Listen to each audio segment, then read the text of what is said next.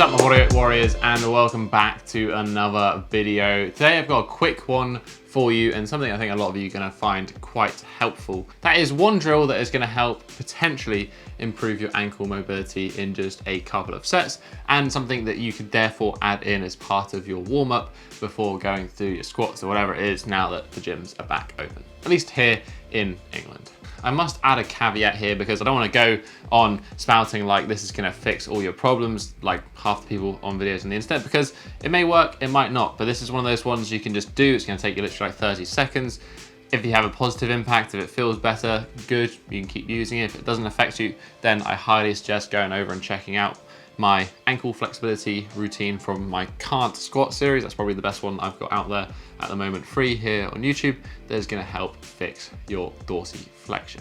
So just briefly, before I show you the drill, I want to mention why dorsiflexion is important. I'm going to presume that most of you already know this since you're here looking at a video to improve your ankle flexibility. But in case you don't, ankle flexibility is a fundamental part of just moving, but it's also very important for a squat position. None of this "don't let your knees go past your toes" nonsense.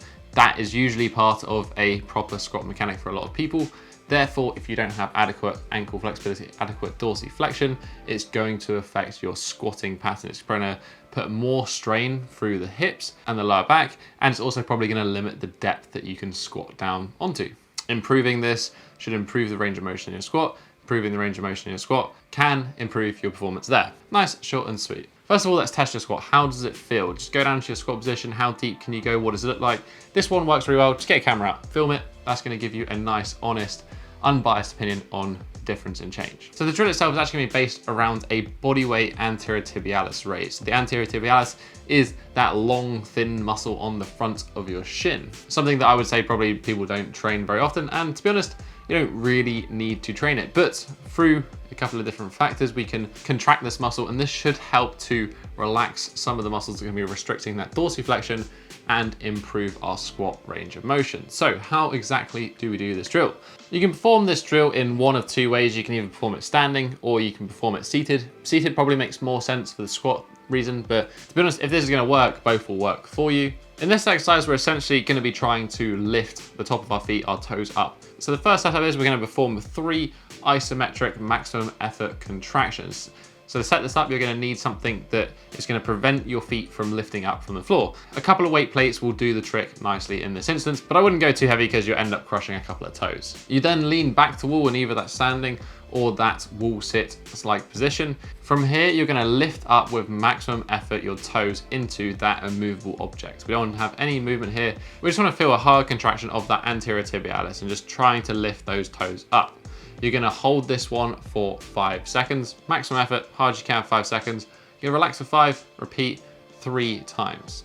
After you've done those contractions, you're then going to remove the weight, and you're simply going to perform reps where you lift your toes up as high as you can, try to touch them towards your knee, pause for a second or two, and then go back down. You're going to perform 6 to 8 repetitions of that. So do this one as a superset.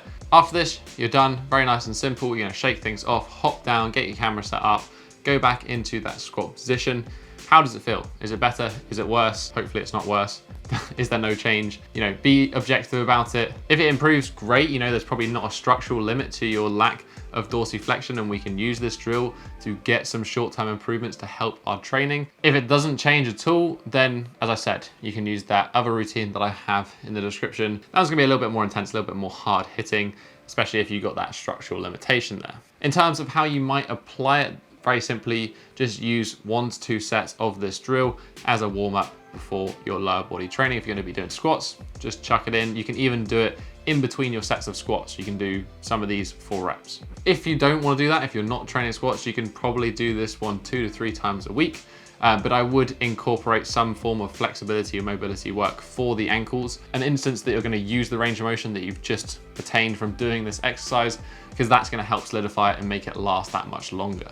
But that's basically it. Nice and simple drill. If you did find this one helpful, if it did help you out, did improve your range of motion, let me know in the comment section down below. I'd be interested to see how many people get positive reaction and how many people there is just no change. If it did help you out, maybe you have a friend who also suffers with some bad ankle flexibility, why not share this video with them, let them give it a go, let them give it a try, and see if it makes a difference for them as well. If you just enjoyed this video, if you found it helpful, hit that thumbs up button and support the channel. Right next to it is that subscribe button so you don't miss out any more future videos. But that has basically been it for this week, guys. I'll catch you in the next episode. Have a strong week and